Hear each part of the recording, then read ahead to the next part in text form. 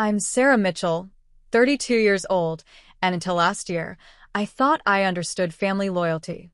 When my grandfather Walter passed away, leaving me his Vermont property, I never expected my parents would demand I sign it over to my brother Marcus.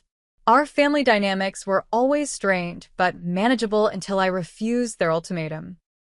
Nothing prepared me for walking into my Chicago apartment that day to find everything destroyed, especially the handcrafted memory box my grandfather made me. If you're watching this, I'd love to know where you're from. Please hit subscribe and let me know in the comments if you've ever had to choose between family expectations and your own boundaries. My grandfather Walter was the steady presence throughout my childhood that my parents never managed to be.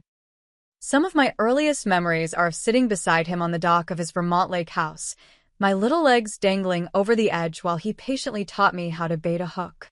"Fishing isn't about catching fish, Sarah," he'd say with that gentle smile crinkling the corners of his eyes. "It's about learning patience."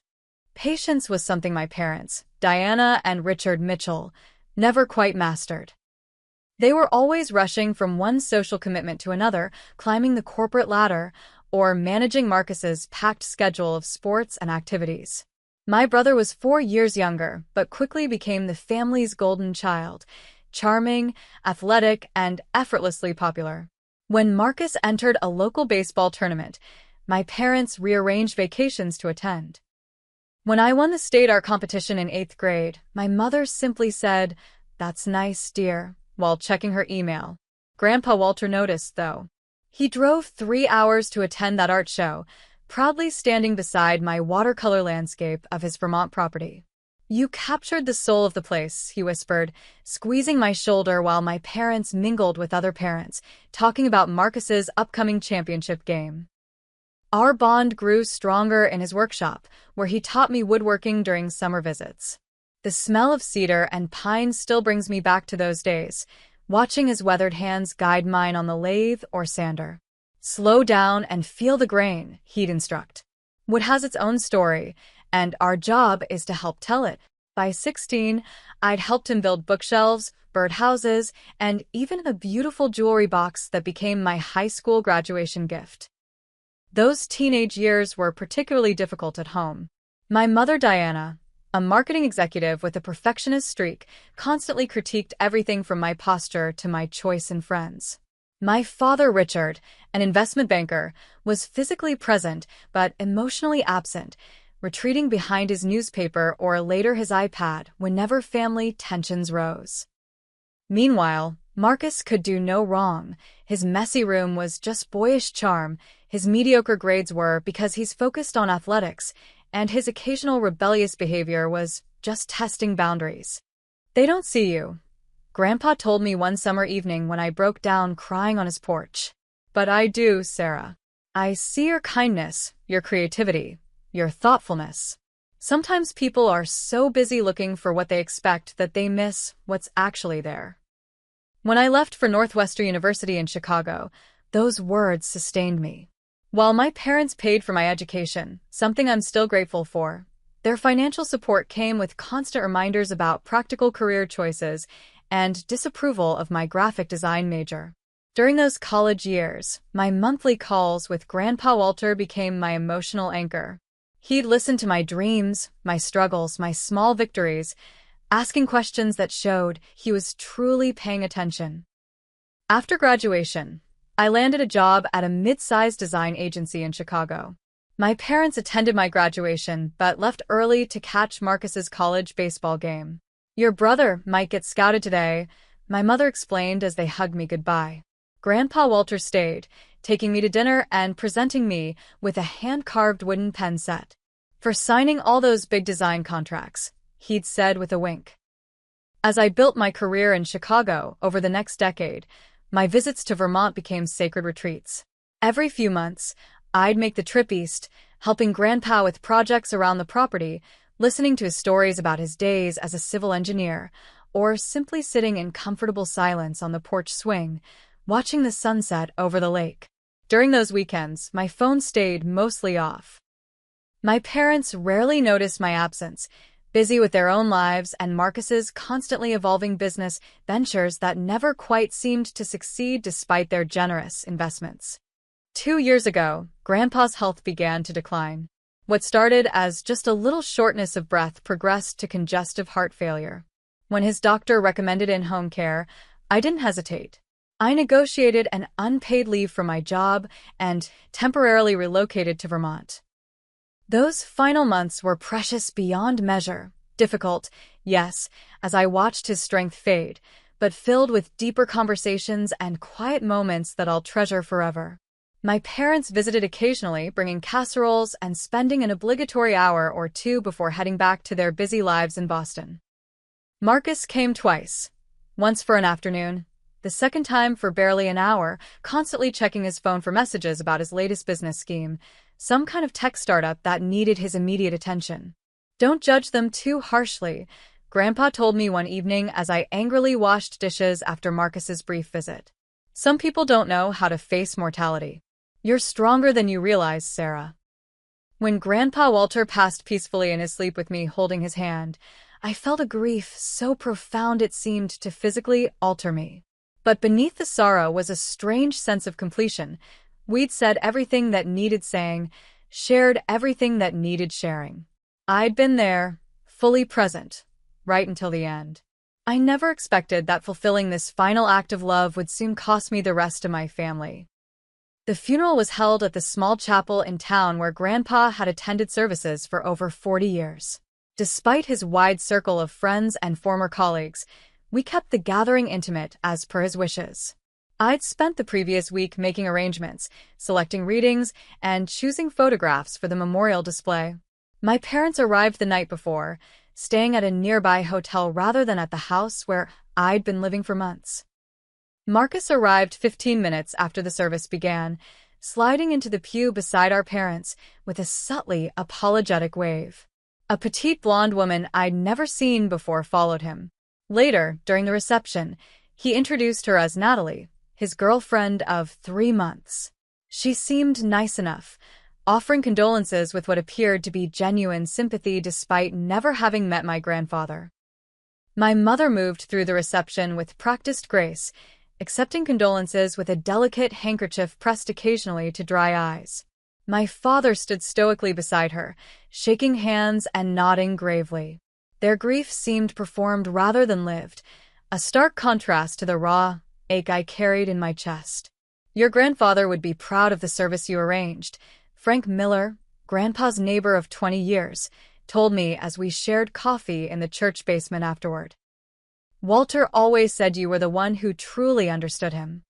After the last guests departed, Lawrence Bradley, Grandpa's attorney of many years, asked us to gather at the house for the reading of the will. I watched my mother straighten her black dress and exchange a meaningful glance with my father as we all drove separately to the property. In Grandpa's wood-paneled study, with afternoon sunlight streaming through the windows, Lawrence opened his briefcase and removed a folder. Walter was very clear about his wishes, he began, adjusting his glasses.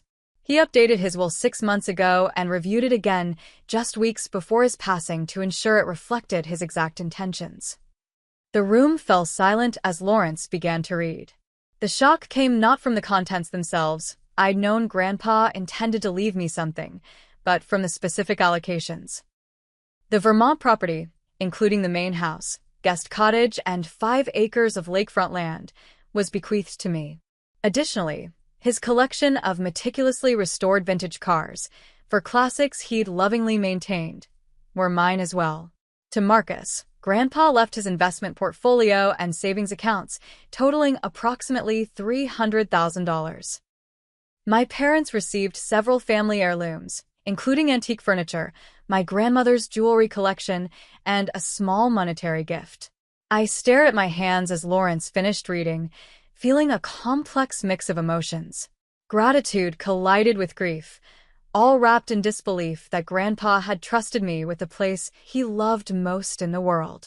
Well, my mother said after a moment of loaded silence, her voice brittle but controlled. Congratulations, Sarah. Quite the windfall for you. Mom, I started, but Lawrence interjected. If I may, he said, Walter was explicit about his reasoning. The distribution reflects both his relationships and his assessment of what would benefit each of you most appropriately. My father nodded stiffly. Of course. Walter always had his reasons. Marcus's expression was difficult to read. Something between surprise and calculation flickered across his features before he managed a tight smile. Good for you, sis. Didn't realize you and Grandpa were so tight.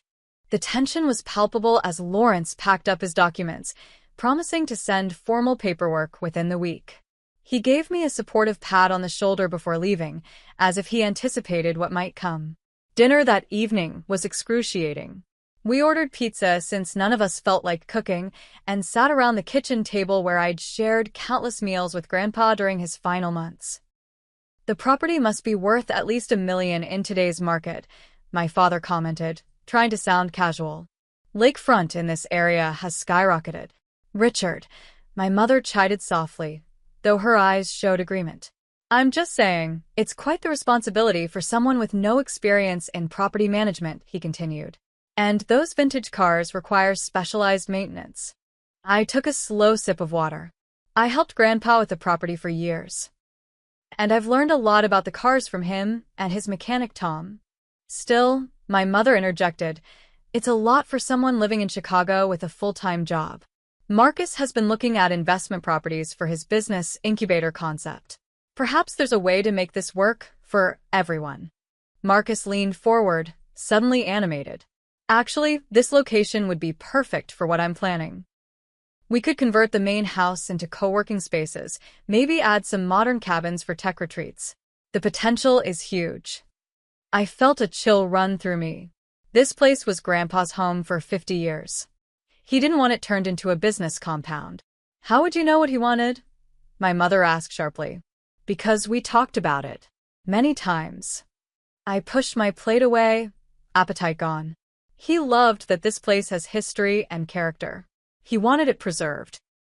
The conversation deteriorated from there, with passive-aggressive comments about me, getting lucky, and how some people always seem to land on their feet. By the time they left for their hotel, promising to continue the discussion tomorrow, I was emotionally drained. Alone in the house that night, I wandered from room to room, touching familiar surfaces and feeling Grandpa's presence in every corner. In his bedroom, I opened the antique secretary desk where he kept important papers and found an envelope with my name written in his distinctive handwriting. With trembling fingers, I broke the seal and unfolded several pages of his elegant script. My dearest Sarah, it began. If you're reading this, I've moved on to whatever comes next, and you're facing the aftermath of my decisions regarding the estate. I want you to understand why I've chosen as I have. Tears blurred my vision as I read his explanation, how he'd observed all of us over the years, noting who valued things and who valued connection.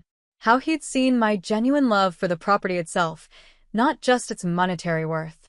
How he trusted me to be a good steward of his legacy. Marcus will be fine with the financial assets, he wrote. Money is what he understands and values. But you, Sarah, you understand that a home is more than walls and land. It's memories and peace and continuity. I give you this place not because I loved you more, but because you loved it as I did. Honor that love however feels right to you, with no guilt and no obligation to anyone else's expectations. I fell asleep in his armchair that night, the letter clutched to my chest, his words strengthening my resolve to honor his wishes exactly as he'd intended. 2 weeks after the funeral, I returned to Chicago to organize my affairs. My apartment felt strange after months in Vermont, smaller, less substantial somehow. My boss Michael had been understanding about my bereavement leave, but was clearly relieved to have me back. I threw myself into pending projects, trying to establish a new normal while processing both grief and unexpected responsibility. The first call from my mother came 3 days after my return. Sarah, honey, have you had time to think about what we discussed? Her voice held that familiar tone of controlled expectation that had defined my childhood. Mom, there's nothing to discuss. Grandpa left the property to me because he wanted me to have it. Families need to support each other, she replied. Marcus has a real opportunity with this business concept, and he needs a location. You have your career in Chicago. It just makes sense to let him utilize the property. It's not about what makes practical sense. It's about respecting Grandpa's wishes. Your grandfather wasn't thinking clearly toward the end, she said, her voice hardening. You were there influencing him when he was vulnerable. The accusation stung like a physical slap. That's not fair. I was there taking care of him because he needed someone. We all have different ways of showing love, she countered. Just think about doing the right thing for your brother. He's always supported you. That was her first call, but far from the last. Over the next 3 weeks, the pressure mounted steadily. My father took a different approach in his calls, appealing to financial logic. The property taxes alone will eat into your savings, he warned. Not to mention maintenance costs for a house that age. If you sign it over to Marcus's business, you could retain partial ownership without the burden. I stood firm, explaining that I was exploring options including possibly relocating to Vermont permanently. This only intensified their campaign. Then Marcus began calling directly. His initial approaches were friendly, almost conspiratorial. Come on, sis. We could work something out that benefits both of us, he cajoled. You could have access anytime you want. I'd even reserve the guest house for you. When that didn't work, his tone changed. You're being selfish, Sarah. I have investors ready to commit once I secure the location. This is my big break, and you're blocking it out of some sentimental attachment. By the 4th week, the calls were coming daily, sometimes from all 3 of them in rotation. My mother had begun reaching out to extended family members, who then contacted me with concerns about family harmony. At work, my performance began to suffer. Karen, the creative director who had mentored me for years, noticed my distraction during a client presentation. What's going on with you? She asked afterward, closing her office door for privacy. You're not yourself lately. I found myself unexpectedly pouring out the whole situation. Karen listened attentively, her expression darkening as I described the escalating pressure. Sarah, this is a clear boundary issue, she said finally. Your grandfather made his wishes known legally. You don't owe anyone an explanation for honoring them. Her support strengthened me, but the respite was short-lived. That weekend, an unexpected knock at my apartment door revealed my parents standing in the hallway, their expressions determined. We thought this conversation needed to happen in person, my father said as they entered without waiting for an invitation. What followed was 2 hours of the most intense emotional manipulation I'd ever experienced. They paced my small living room, listing all the sacrifices they'd made for me throughout my childhood, dance lessons I'd begged to quit, the expensive art supplies they'd purchased, the college education they'd funded. After everything we've done for you, my mother said, tears strategically welling, this is how you repay us? By standing in the way of your brother's success. This isn't about Marcus's success, I countered. It's about respecting Grandpa's wishes.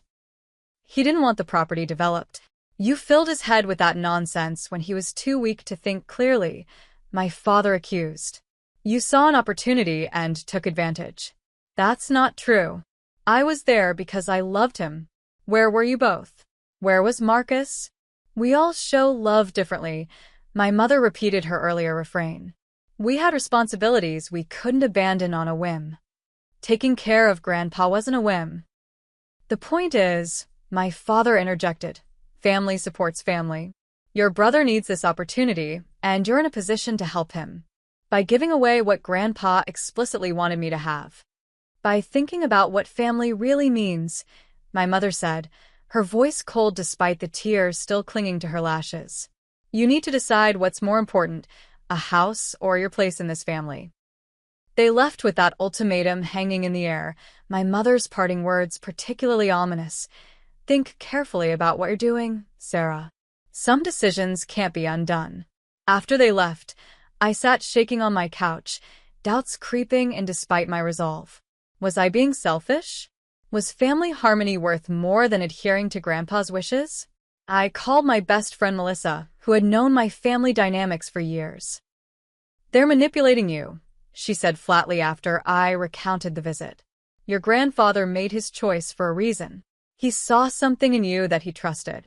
But what if this ruins my relationship with my family forever? Honey, they're the ones making that threat, not you. That's not love, it's control. The conversation with Melissa helped, but I still felt torn. That night, I booked a flight to Vermont for the upcoming weekend. I needed to reconnect with the property, to feel Grandpa's presence and clarity again. Little did I know that this trip would force the conflict to its breaking point. Friday evening, I pulled into the long gravel driveway of Grandpa's, now my Vermont property, exhausted from the flight and subsequent drive from Burlington. The sight of another car parked near the house sent a jolt of alarm through me. I recognized Marcus's silver Audi immediately. Stepping into my own home felt like walking into an ambush. Marcus and Natalie were in the living room, measuring tape stretched across the space between walls. A notebook lay open on Grandpa's antique coffee table, filled with scribbled dimensions and notes. "What are you doing here?" I demanded, dropping my weekend bag on the floor. "How did you even get in?" Marcus barely looked startled. Hey, sis. "Just getting some preliminary measurements for the renovation plans." "Renovation plans? This is my house, Marcus. You can't just let yourself in and start planning renovations." Natalie at least had the decency to look uncomfortable. "I told you we should have called first," she murmured to Marcus. "Mom and Dad gave us their copy of the key," Marcus explained, ignoring her comment. "We figured since you were coming this weekend anyway, it would be a good time to show you the concept boards. Natalie has a great vision for transforming this place into a modern retreat center." The casual entitlement in his tone left me speechless for a moment. While I struggled to form words, Natalie awkwardly rolled up a large design board that had been spread on the dining room table. "These old cabins have so much potential," she offered, clearly trying to diffuse the tension. "We could preserve the rustic charm while updating the functionality." "There's nothing to update," I finally managed. "This isn't happening. I'm not selling or converting this property." Marcus's friendly facade dropped instantly. "Don't be difficult, Sarah. This isn't just about you. I've already mentioned the location to potential investors. That's not my problem. You had no right to promise something that isn't yours." "It should be mine," he snapped, color rising in his face. "What are you going to do with this place? Visit twice a year while it sits empty? I have actual plans, a vision that could make us all money." "This isn't about money. It's about respecting Grandpa's wishes." Grandpa didn't understand modern business opportunities. He was stuck in the past, just like you. I took a deep breath, trying to stay calm. "I think you both need to leave. Now." "You're making a huge mistake," Marcus said, gathering his papers with jerky movements. "I've got everything riding on this venture, Sarah. The investors I lined up for my last project are getting impatient for returns." That's when the truth clicked into place. "You're in financial trouble, aren't you? That's what this is really about." His silence confirmed my suspicion. "How bad is it?" I pressed. "Bad enough," he finally admitted. "The tech startup tanked. I leveraged too much on projected returns. If I don't come up with something solid soon, I'm looking at bankruptcy. So your solution is to take what Grandpa left me and liquidate it for your bailout." "It's not like that," he protested, but his eyes shifted away from mine. "The retreat center concept is legitimate. It could work. And if it doesn't, you sell to developers and walk away with the cash, while Grandpa's legacy gets bulldozed." Natalie fidgeted with her purse strap. "Marcus, maybe we should go. This isn't going well." "You need to leave," I repeated, moving to hold the front door open. "And give me that key." After a tense standoff, Marcus reluctantly handed over the key and stormed out with Natalie trailing behind. "This isn't over," he called over his shoulder. "You've always been selfish, Sarah. Always thinking you're better than the rest of us because Grandpa favored you." I locked the door behind them, then sank onto the entryway bench, shaking with adrenaline and anger. The violation of having them in my space, measuring and planning as if my ownership was merely a temporary inconvenience, left me feeling physically ill. First thing Saturday morning, I called a local locksmith who came and changed every lock on the property. The expense was considerable for same-day service, but the security was worth every penny. Throughout the day, my phone buzzed constantly with messages, not just from my immediate family but from aunts, uncles, and cousins I rarely heard from. It seemed my mother had been busy spreading her version of events through the family grapevine. "Sarah, is it true you're refusing to help your brother despite his financial difficulties?" texted my Aunt Linda. "Your mother is heartbroken over this family rift. Can't you find a compromise?" wrote my Uncle Paul. The most disturbing discovery came when my cousin Amy accidentally included me in a reply to a family group chat I hadn't known existed. Scrolling through the previous messages, I found my mother painting a picture of me as mentally unstable, suggesting that grief had affected my judgment and that I needed family intervention before I made irrevocable mistakes. "She's not herself," my mother had written. "The stress of caring for Dad and then inheriting everything has clearly unbalanced her. She's always been emotionally fragile." The character assassination was breathtaking in its calculated cruelty. This woman who had rarely shown interest in my emotional well-being was now using my supposed mental health as a weapon against me.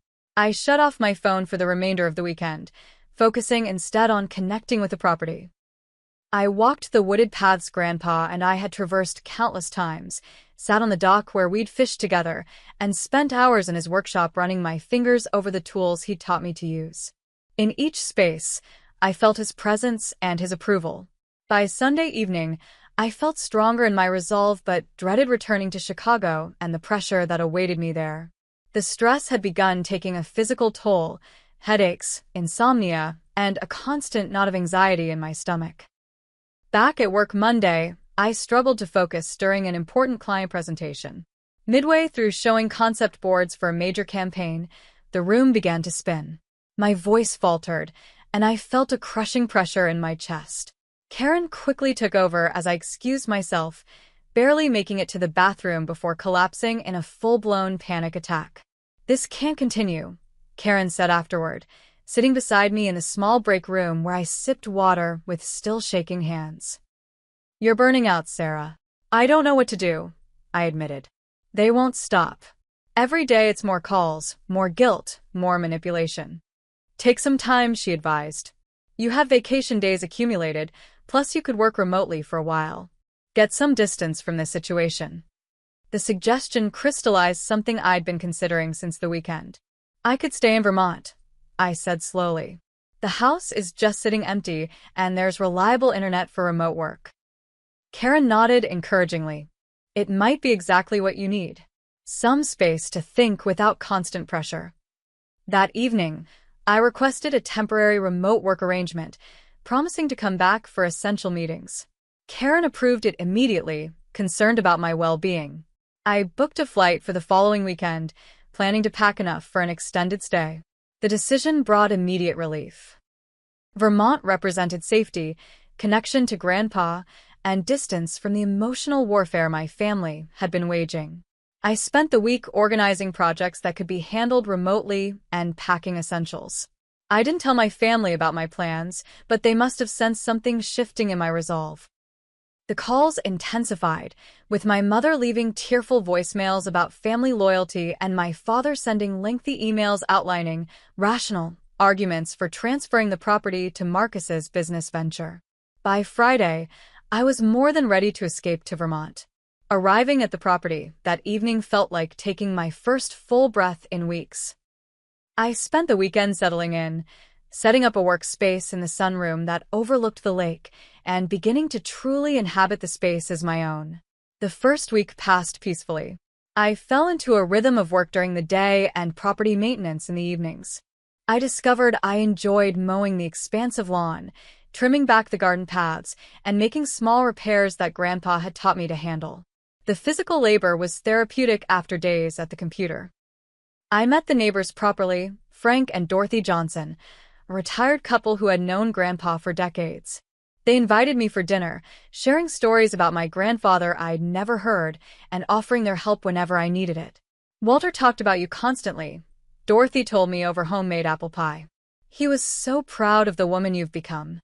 Their warmth and acceptance began to heal something in me that had been damaged by my family's rejection.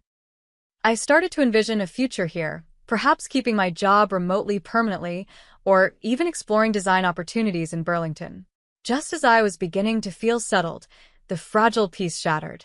I returned from grocery shopping on my second Friday in Vermont to find my mother standing on the front porch beside a large moving truck. "What is this?" I demanded, leaving grocery bags in my car as I approached. "I'm here to collect some family heirlooms," she announced with brittle determination. "Things that should rightfully go to all of us, not just you." The will was very specific about what belongs to whom, I countered, blocking her path to the door. "You received the family heirlooms Grandpa wanted you to have. There are items in this house that go back generations," she insisted. "Your grandfather wasn't thinking clearly when he made these arrangements. You can't just show up with a moving truck and take things, Mom. That's not how this works." "I'm your mother," she said, as if that single fact trumped all legal and ethical considerations. "I've authorized the movers to begin packing certain items. We'll be in and out within a few hours." I noticed then that she held a piece of paper, a list, presumably of items she intended to take. The audacity was staggering. "You're not coming in," I stated firmly. "This is my property, and you're trespassing." Her face contorted with an emotion I couldn't quite name, something between rage and disbelief that her authority was being challenged. "You ungrateful child," she hissed, mask of maternal concern dropping completely. "After everything we've done for you, this is how you repay your family." "Grandpa was my family too," I replied, standing my ground. "And I'm honoring his wishes." "You'll regret this decision," she said, her voice dropping to a dangerous whisper. "When you find yourself alone, remember this was your choice." She signaled to the moving truck driver, who nodded and began to pull away. As she walked to her own car, she turned back with a final parting shot. "You think you've won, Sarah, but this isn't over. Not by a long shot." The threat in her voice sent a chill through me despite the warm spring air. As I watched her car disappear down the driveway, I couldn't shake the feeling that she was right. This wasn't over. It was about to get much worse. After my mother's dramatic departure, I threw myself into making the property truly mine. Each project felt like both therapy and affirmation. Repainting the kitchen in a sunny yellow Grandpa had always talked about but never got around to, replacing the worn living room rug with a hand-woven one from a local artisan, planting new perennials along the front walkway. Frank and Dorothy Johnson became unexpected allies, stopping by with homemade bread or offering tools for various projects. Frank helped me fix a persistent leak in the guest cottage roof, refusing payment and instead accepting only dinner and conversation. "Your grandfather would be pleased to see you making this place your own," Dorothy remarked one evening as we shared iced tea on the porch. "He worried about you, you know. Thought you worked too hard in that city without enough people who really saw you." Her words touched something deep in me. For the first time since the inheritance drama began, I felt truly confident in my decision to keep the property. This wasn't just about honoring Grandpa's wishes anymore.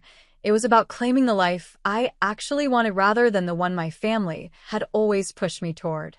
I even began exploring local job opportunities. A small design studio in Burlington had posted an opening that seemed perfect for my experience level. The owner, Jessica Fleming, was impressed with my portfolio during a preliminary phone interview and invited me for an in-person meeting the following week. "We focus on sustainable businesses and local artisans," she explained. "Your aesthetic would fit perfectly with our client base." For the first time in years, I felt a sense of possibility and direction that had nothing to do with my family's expectations. I could envision a whole new life here, meaningful work, a beautiful home with history and character, and perhaps even a community of people who valued me for myself. That growing sense of peace was shattered by a phone call from my downstairs neighbor in Chicago, Tina Rodriguez. "Sarah? I think something's wrong with your apartment," she said without preamble. "I heard a lot of noise earlier today, banging, crashing sounds. Now there's water seeping through my ceiling from your bathroom." "Water? That's impossible." Everything was fine when I left 2 weeks ago. Well, something's definitely going on up there. The building manager tried knocking but got no answer. He's going to use the emergency key to check for pipe damage. Please tell him to go ahead, I said, anxiety building. And Tina? Could you call me back once they've looked inside? The 90 minutes I waited for her return call were excruciating. When my phone finally rang, Tina's voice was hesitant, concerned. Sarah, you need to come back to Chicago. Right away. What's wrong? How bad is it? It's not a water leak, she said carefully. Your apartment, it looks like someone broke in. Or, I don't know how to say this. It looks like someone deliberately wrecked the place. I flew back to Chicago the next morning, taking the earliest available flight. The Uber ride from O'Hare to my apartment building felt endless as my mind cycled through worst-case scenarios. Nothing prepared me for what I found. The building manager, Carlos, met me in the lobby, his expression grave.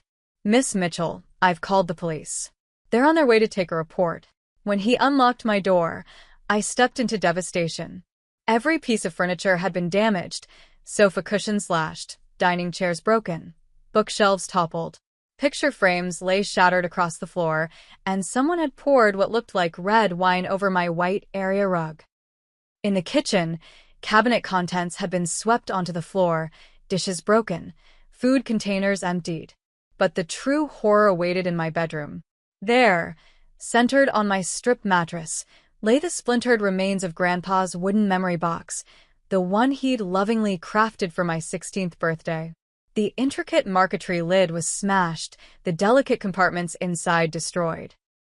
Scattered among the wooden shards were the contents: photographs torn to pieces, the pressed flowers from Grandpa's garden crushed, the handwritten notes and cards he'd given me over the years ripped and crumpled.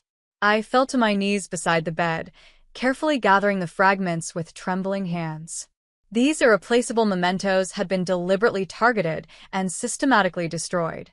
This wasn't a random burglary. Nothing appeared to be stolen. This was a calculated act of emotional violence. The security camera in the hallway should have caught whoever did this, Carlos said from the doorway, his voice gentle with concern. The police arrived shortly after, taking photographs and notes while I sat numb on what remained of my living room chair. The responding officers were professionally sympathetic, but clearly saw this as a property crime rather than the personal violation it represented. Any idea who might have wanted to do this? One officer asked. I hesitated, the accusation sticking in my throat despite the evidence before me. I've been having a dispute with my family over an inheritance.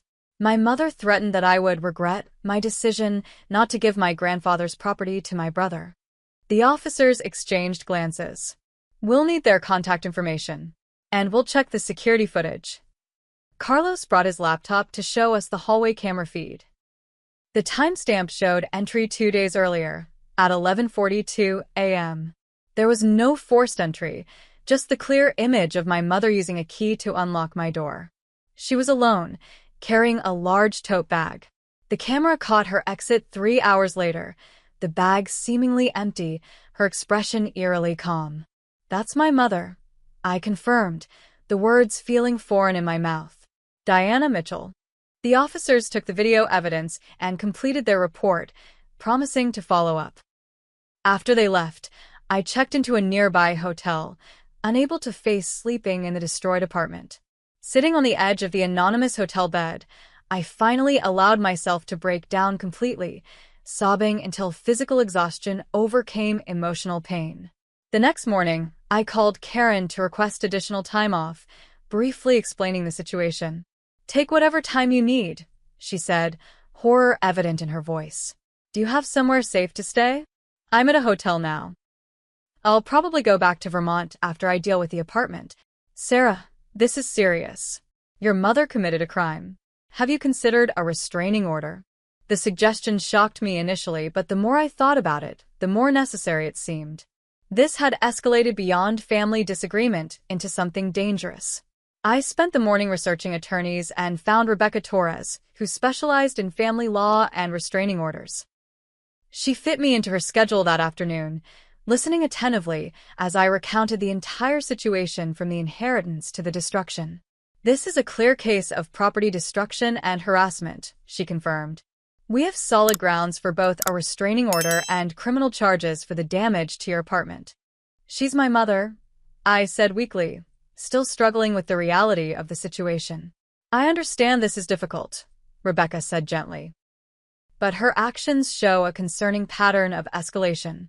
First emotional manipulation, then boundary violations at the Vermont property, and now destruction of your personal possessions. What might come next if this behavior isn't addressed? With Rebecca's guidance, I filed for an emergency restraining order that afternoon. The judge granted a temporary order based on the police report and security footage, scheduling a hearing for the permanent order the following week. When the police contacted my mother for questioning, she denied everything despite the clear video evidence. According to the detective who called me, she claimed she had merely gone to my apartment to check on things since I'd been away and found it already destroyed. The lie was so blatant, so easily disproven by the security footage showing her entering with an empty bag and leaving hours later, that it revealed just how disconnected from reality she had become in her determination to punish me. My father began calling incessantly after my mother was formally charged with destruction of property. His voicemails oscillated between anger and bargaining. "How could you do this to your own mother?" he demanded in one message. "Filing charges against family? You've gone too far, Sarah." In the next, "Let's work this out between us. Drop the charges, sign over the Vermont property, and we can put this whole unfortunate situation behind us." The emotional whiplash was exhausting. Marcus, too, began texting, his messages more directly threatening. "You've ruined Mom's reputation with these false accusations.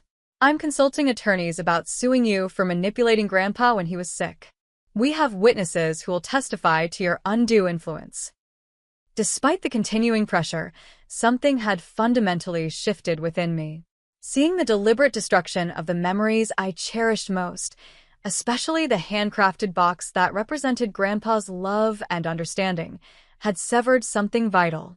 The last lingering doubts about my decision evaporated, replaced by a cold clarity. I hired a cleaning service to deal with the immediate mess in my apartment, arranged for necessary repairs, and packed what little remained undamaged. Within 3 days, I had terminated my lease, placed my salvaged belongings in storage, and booked a one-way flight back to Vermont. The court date for the permanent restraining order arrived the following week. I flew back to Chicago specifically for the hearing, staying again at a hotel and meeting with Rebecca beforehand to prepare. Nothing could have prepared me for my mother's courtroom performance. She alternated between tearful pleas about her concern for my mental health and barely controlled anger at my betrayal. The judge watched impassively as she claimed I had always been difficult, always jealous of my brother, and manipulated my elderly father for personal gain. When presented with the security footage showing her entering and leaving my apartment during the exact time frame of the destruction, she claimed she had found it that way and had been too shocked to report it immediately. "Your Honor," Rebecca argued calmly, "the evidence clearly shows Ms. Mitchell entered with an empty bag and left with a full one after spending 3 hours in the apartment.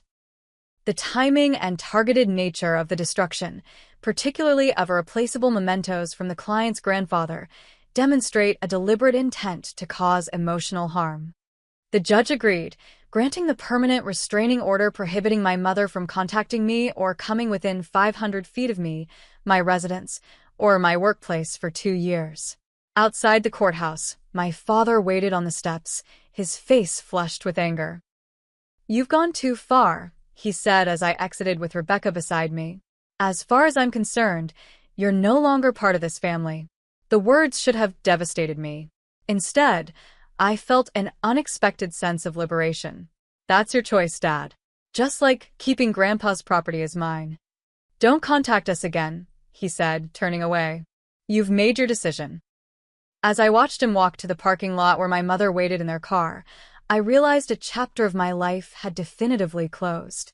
The family I had known, with its conditional love and manipulative dynamics, was gone. What remained to be seen was what I would build in its place. Returning to Vermont after the restraining order hearing felt like escaping to sanctuary. The weight of familial expectations had been brutally severed, leaving grief but also a strange, tentative freedom. For the first time in my adult life, I had no obligation to consider my parents' approval in my decisions. My first priority was securing my new home. I hired a local security company to install a comprehensive system, cameras, motion sensors, and upgraded locks. The technician seemed puzzled by my insistence on such thorough measures for a relatively low-crime area, but I couldn't shake the fear that my mother's vindictiveness might extend to this property as well. Better safe than sorry, I explained vaguely, not wanting to share the painful details with a stranger. With my physical safety addressed, I turned to practical matters. I contacted a real estate agent in Chicago to handle the sale of my apartment once repairs were complete. I officially accepted the position at Jessica's design studio in Burlington, giving notice to my Chicago firm. Karen was disappointed, but understanding. "You need a fresh start," she acknowledged during our final video call. "But promise you'll stay in touch. You're not just a talented designer, but a friend." Her support meant more than she could know, especially as the remainder of my family closed ranks against me.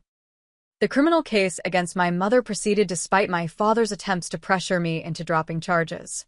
She eventually accepted a plea deal, probation, and mandatory counseling rather than jail time.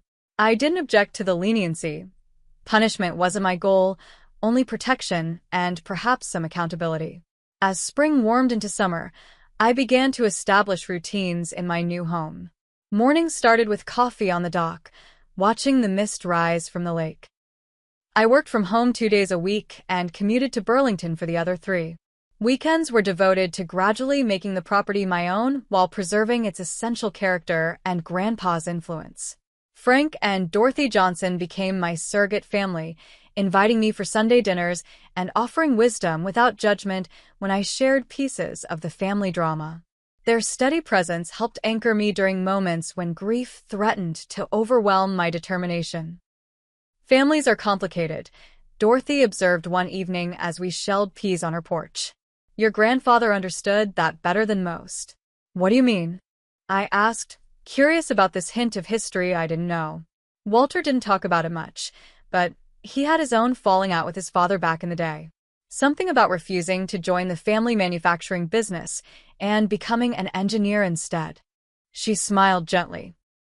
"That's partly why he bought this place. To start fresh, create his own legacy." This revelation stunned me. Grandpa had never mentioned any estrangement from his own father. I wondered what other family history remained unknown to me, what patterns might be repeating across generations. My curiosity led me to explore the house more thoroughly, particularly the attic spaces I hadn't fully investigated. There, in a cedar chest tucked under the eaves, I discovered a collection of Grandpa's journals dating back to his 30s, decades of reflections, observations, and personal history. I began reading them chronologically in the evenings, feeling like I was having conversations with a younger version of the man I'd loved. The earliest journals confirmed Dorothy's story and revealed much more: the painful rejection by his own father, the struggle to establish himself professionally without family connections, the loneliness of being the family outsider. Family loyalty should never require the sacrifice of one's integrity or dreams, he wrote in an entry from 1972. Perhaps someday my father will understand this, but I cannot wait for that understanding to live my life. As I progressed through the journals, I discovered that Grandpa had indeed reconciled with his father years later, but only after establishing clear boundaries and refusing to compromise on his core values. The parallels to my current situation were uncanny and strangely comforting. I wasn't the first Mitchell to break family patterns, to choose authenticity over appeasement. These discoveries coincided with my beginning therapy with Dr. Janet Wilson, a compassionate but direct psychologist in Burlington. Our weekly sessions helped me process both the recent trauma and the longer patterns of family dynamics that had set the stage for it. "What you're describing are classic narcissistic family roles," she explained during one particularly illuminating session. "Your brother as the golden child, you as the scapegoat. Your grandfather seems to have recognized these patterns and tried to protect you through his inheritance decisions.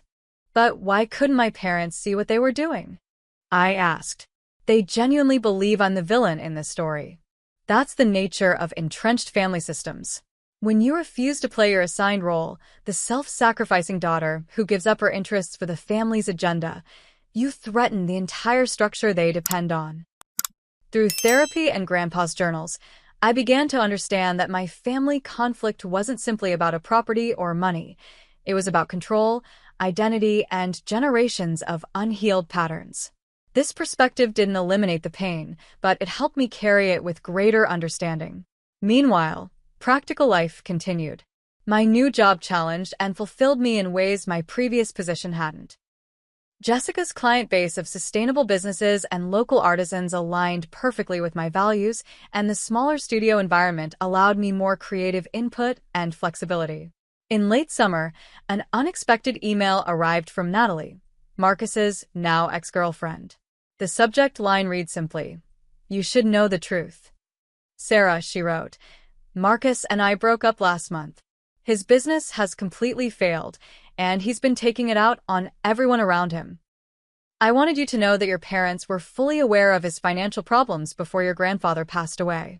The three of them had already discussed using the Vermont property as collateral for a new business loan months ago. They were counting on you to sign it over without question. When you refused, they were already in too deep with promises to investors. I'm sorry for my part in all of this. You deserved better from your family."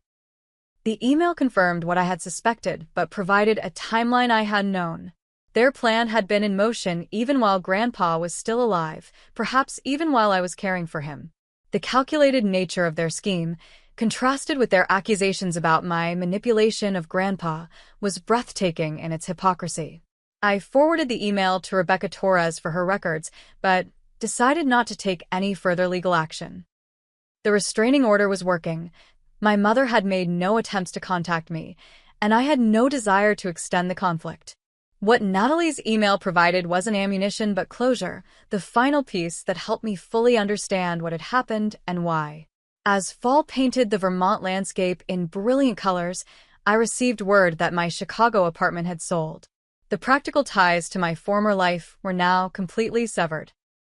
I used a portion of the proceeds to establish a college scholarship fund at the local high school in Grandpa's name, feeling he would approve of investing in young people's futures. The vintage car collection became another connection to him as I learned proper maintenance from Tom, the same mechanic who had helped Grandpa keep them running. The 1967 Mustang became my weekend driver during good weather, and each time I took it out, I felt Grandpa's presence in the perfectly maintained engine he had so lovingly restored. By the time winter arrived, blanketing the property in pristine snow, I had begun to think of myself not as someone who had lost a family, but as someone who was creating a new kind of belonging, one based on genuine connection rather than obligation. I had Grandpa's legacy, both material and spiritual. I had new friends, meaningful work, and a growing sense of purpose. Most importantly, I had finally recognized my own worth separate from my family's assessment of it.